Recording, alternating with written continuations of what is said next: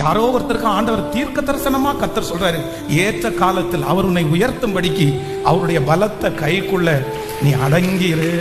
பிள்ளைகள் நிறைய பேருக்கு அம்மா அப்பா ரொம்ப குறைவா படிச்சிருக்கிறாங்க, அம்மா அப்பாவுக்கு பிராட் மைண்ட் இல்ல, எதுவுமே தெரியாது, அதனால நான் டிசைட் பண்றதா கரெக்டா இருக்கும் ஃபியூச்சருக்கு அப்படின்னு நினைக்கிறோம். இல்லவே இல்லப்பா, இல்லவே இல்லப்பா. அப்பா உன்னை அடங்கி இருக்க சொல்றாருன்னா, அம்மா உன்னை அடங்கி இருக்க சொல்றாருன்னா, நீ எதையுமே யோசிக்காத, நீ அப்படியே அந்த பலத்த கைக்குள்ள அடங்கி இரு.